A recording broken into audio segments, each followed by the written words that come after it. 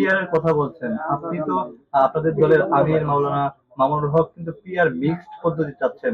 আপনার বক্তব্য এবং মামুনুল হকের বক্তব্যের মধ্যে কি সাংঘর্ষিক কিনা? আসলে মৌলানা মামুনুল হক সাহেব মানে মিক্স যে পিআর এর কথা বলছেন, এটা হলো একটা সলিউশন দেওয়ার জন্য। মূলত উনি কিন্তু এই কথার কায়াল না, মানে এই কথা বলার বিষয় না, উনি কিন্তু পুরাটাই চান। কিন্তু যখন বিএনপি মানতেছে না, ওটা মানতেছে না, তার কাছে আমার এরকম একটা ঝগড়া মিটাইতে গিয়া উনি একটা মিক্স সিস্টেম উনি ঘোষণা করছে।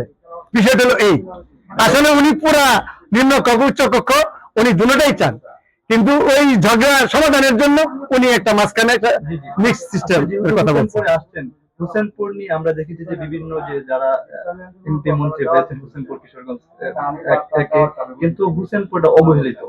আপনার বিশেষ কোন পরিকল্পনা আছে হোসেনপুরকে নিয়ে, যদি একটু বলতেন?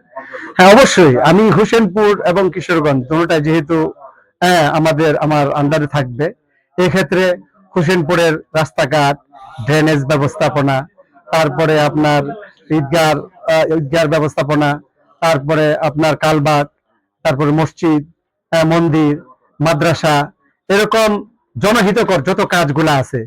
সবচেয়ে বড় কথা হলো আমি এসে এসে যেখানে যেটা প্রয়োজন সেটাই আমি বাস্তবায়ন করব। কারণ আমি কয়টা বলবো, সমাজের সমস্যার কিন্তু অভাব নাই।